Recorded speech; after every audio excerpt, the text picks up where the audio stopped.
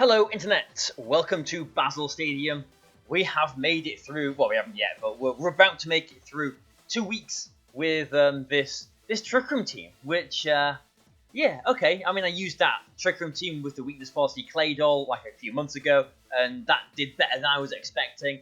This is kind of similar, like I've been enjoying this, it's been good fun, especially through the type changing moves that we've got, Forest Curse, although we've not used that yet, and Magic Powder. So since this is the last day with this team, unless like you're really desperate for me to do more with it, although I think you're probably getting sick of it by now, I could just do everything I can to try and Forest Curse some things. Maybe. Yeah, maybe.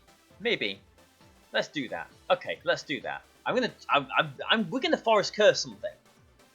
We are going to Forest Curse something.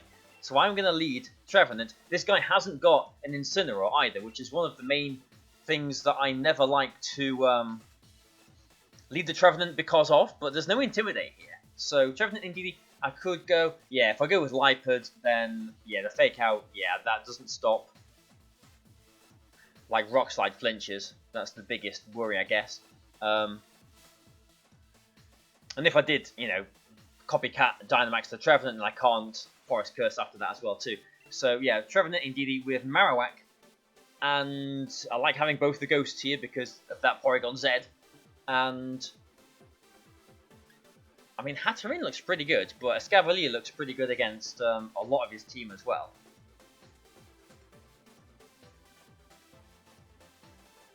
Yeah, we'll go with Hatterene. Like, Escavalier has been good in games, but I'm not a big Escavalier fan. I mean, it's been good, but I've not liked it that much. Like I did say on Monday's video last week, the first video with this team, that originally on this team when I was building it, I did have a slow Weakness Policy Frostmoth on it with, okay, well you can't fake out my Trevenant here. Yeah, I did have a slow Weakness Policy Frostmoth because I did want a Bug in that slot, because Bug super effective against Ghost. No, it isn't. Bug is super effective against Psychic, that's what I'm trying to say, and super effective against Grass, which are the moves that I can, yeah, the types that I can change with my my moves. Assault Vest and Safety Goggles. That's interesting. I like goggles on Terrakion. I think that's a pretty nifty idea. But I'm going to go for a Trick Room, obviously. Hope we don't flinch to a Rock Slide. And what's Indeedee going to do?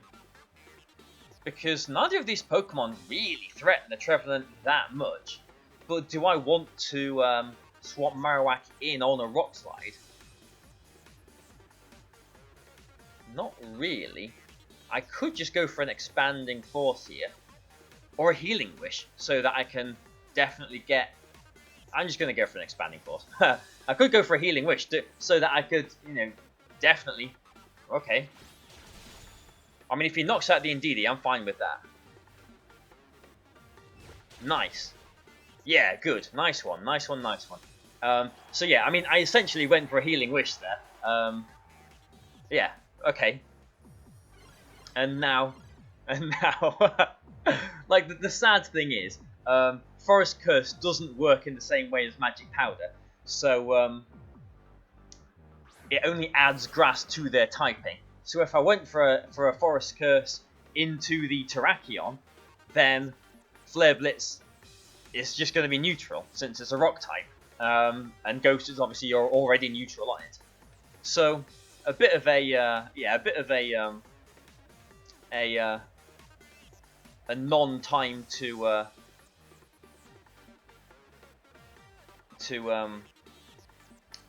do this, but we know it's not a Focus Sash. We know that your Safety Goggles, Terrakion, and I am actually Rockhead on this Marowak, as I'm pretty sure I've pointed out a few times over the last couple of weeks as well too. So this is going to do a lot of damage. Well, it's going to one-shot the Rillaboom, obviously, and I'm not going to take any recoil, unlike Trevenant with its Wood Hammer. But yeah, I did that. I wasn't fearing the Terrakion Dynamaxing and knocking out my Marowak because I think Oh, actually, yeah, maybe not. Maybe that was his play. I was thinking with a wood hammer with a life orb, I would be able to one-shot the Terrakion anyway. But I suppose there is no grassy terrain, so maybe not. But let's see. This is the turn. I'm going to Forest Curse. I am going to Forest Curse into the Porygon. Like, I know this is going to knock it out anyway, but I just want to do it. Oh, he hasn't forfeited the game. We are going to get to Forest Curse, unless he protects. Like, he could be going for a he could be going for a Rage Powder with his Volcarona as well. In which case, the Porygon Z is still going to get the Grass type added to it, but it will redirect the Marowak. Okay, Forest Curse, Forest Curse. There we go. That's the first time I've seen that animation in these new games. Thank you for not forfeiting. We both knew that I'd won the game there, but even if that was a Dynamax extra bulky Porygon Z, that was going to be knocked out. So there we go. Ah, and Trevenant, sorry, you've done your job, mate. Nice. Oh dear. And now the funny thing is I can Magic Powder and use the other stab into this Volcarona if I really wanted to. Like, the sun is up, so, and the Psychic Terrain is up as well too, so really an Expanding Force and a Max Flare would knock out the Volcarona too, but just because I can, just because I want to show this guy off the two modes of changing typings. This is what the team was built for, around Marowak, for this. Even if you're a bulky Volcarona, I don't believe you can survive this. The feeling when things finally come together. Oh, it's max guarded. Fair enough. Yeah, that's fair. Okay. I think I've still got one more turn of Dynamax, haven't I? So yeah, just Magic Powder. Max Phantasm.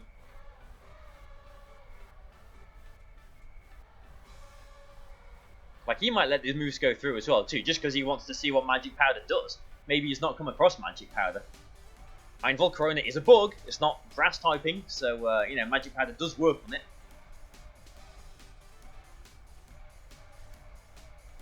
Here we go, Magic Powder. And this is surely going to one-shot this Volcarona.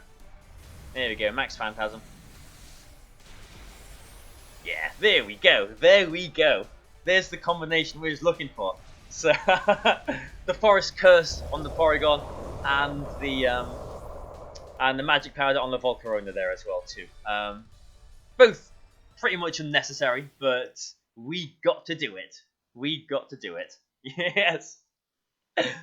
And this week has been a success. Okay, let's do one more game then. Yeah.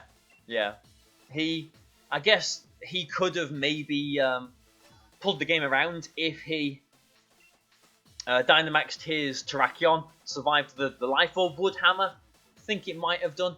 And then Max Rockfalled the Marowak to knock it out. But even then, like, you know, the Trevenant is threatening next turn.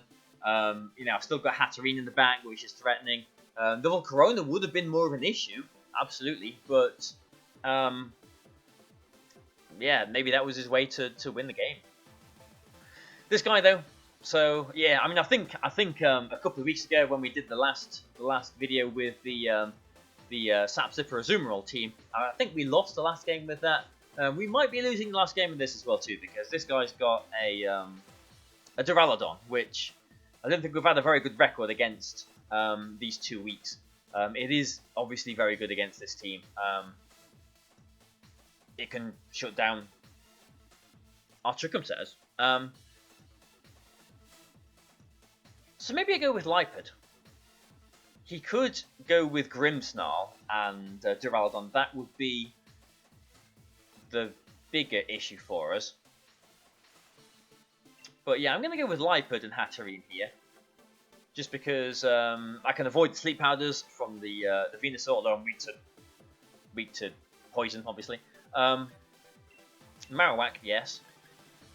And I mean, Trevenant and Escavalier do both look okay here, don't they? But I'm going to go with Trevenant just because Trevenant does threaten the Rotom a lot more than the Escavalier does. You know, Ironhead does nothing, Megahorn does nothing, Razor Shell does little.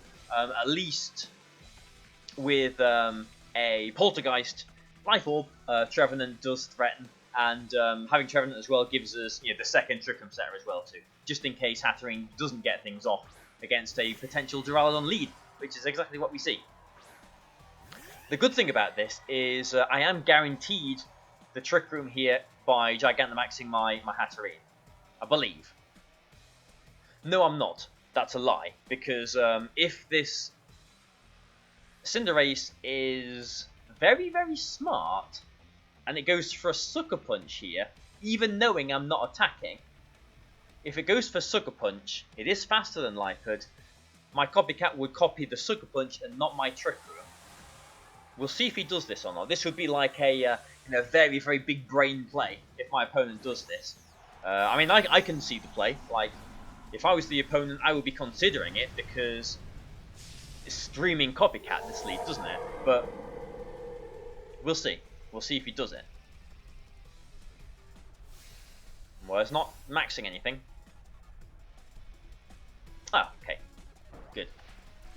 Now, this isn't, whatever happens now, this isn't bad, because we've got Trick Room off. If he knocks out the Liepard, okay, we get a free switch into something else. If he doubles into the Hatterene, we've max guarded. Yeah, okay. Well, we should survive this, and we'll eject into something else.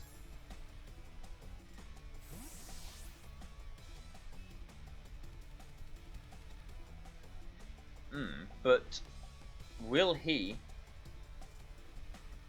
Okay, I'm going to go into Marowak because I think there is a chance he might be going for like a fire move into the Liepard. You never know. I mean, he could just be Iron Heading. Oh, okay, that works. Yeah, nice. Okay, yeah, both, whichever one I brought in then they're both ghosts in the back. High Jump Kick was always gonna, you know, miss both of them. And now you're a fighting type, I believe, aren't you? Even though the move missed. Yeah, you're still a fighting type now. So Marowak. So which one's more powerful on Duraludon? Boomerang is 100 to 200 because it's super effective. Flare Blitz is 120. With Stab, it's 180. Okay.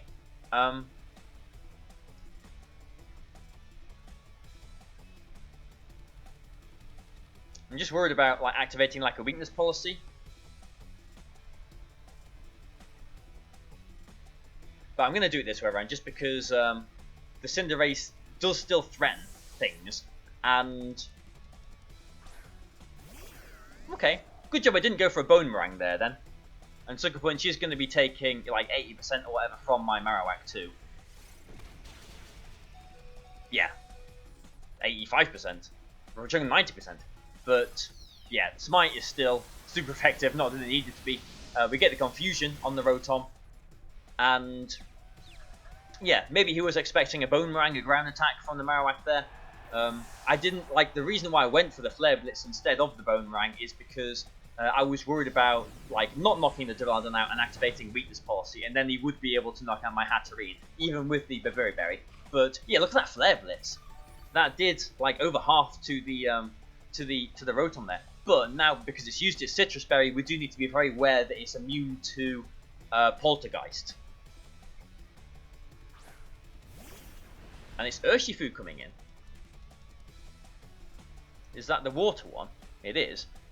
So it could have Aqua Jet. Let's have a look at his team again. Is there any reason for him to have Aqua Jet? No, not really. We know it's not weakness policy Rotom.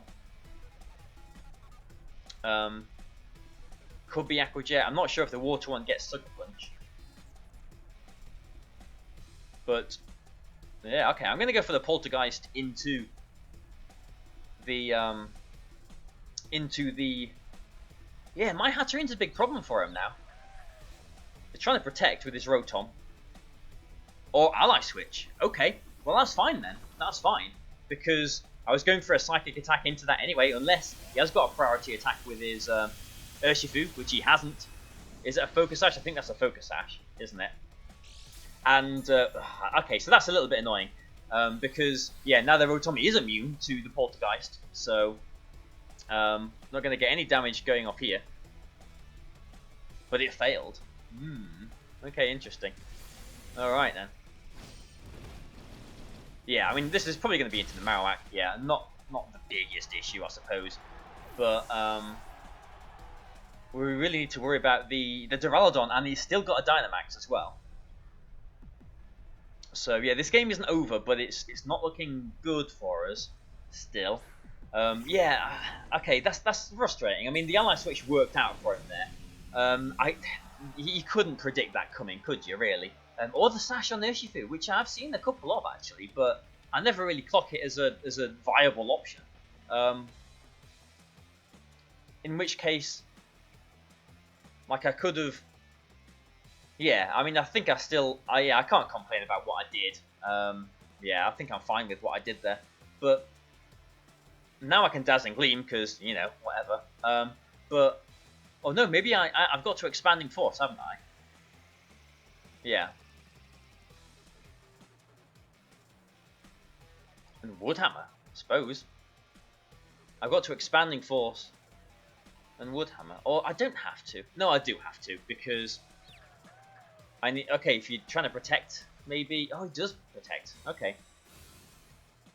That's kind of frustrating, because I would have really liked him to hit himself in confusion there. Yeah, he's wasting the Trick Room turns. I could have double Trick Room there.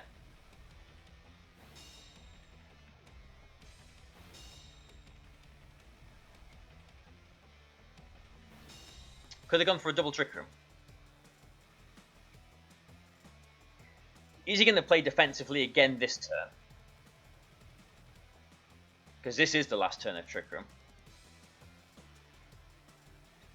Like, the other option is to go for like a Magic Powder into the Rotom and then Woodhammer it. Obviously it's neutral, but yeah, I can't let the Urshifu just sit there. I think I'll do the same thing again. Although he has got the Duraludon in the back. Like, I'm just wondering, yeah, I think I'll do the same thing again, but I'm just thinking, if he switches, if he plays defensively again this turn, which he's trying to, and failing, I could have double Trick Roomed. Like, yeah, okay, as much as this turn has worked out in our favour, because we are knocking out both their Pokemon, yeah, I mean, I'll take this turn, obviously, I'm knocking out both their Pokemon, they've only got one in the bag, but, I could have double Trick Roomed there, and then we would have had 4 more turns of Trick Room, and a lot more pressure on them. But I suppose at the same time, Psychic Terrain isn't going to last that much longer, and I did need to get the knockout while Psychic Terrain was in effect. But he's going to Dynamax this Duraludon.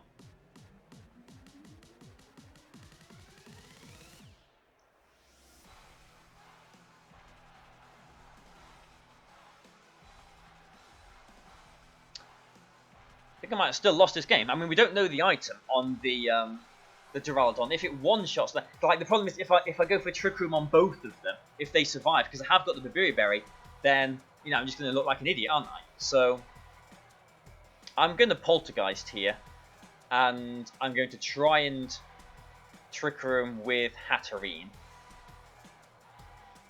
Maybe I should have tried to Trick Room and Dazzling Gleam. Yeah, maybe I should try to Trick Room with Trevenant and then Dazzling Gleam with Hatterene. Because I think this Duraludon still wins, which you know, just goes to show how much of a threat Duraludon is, really.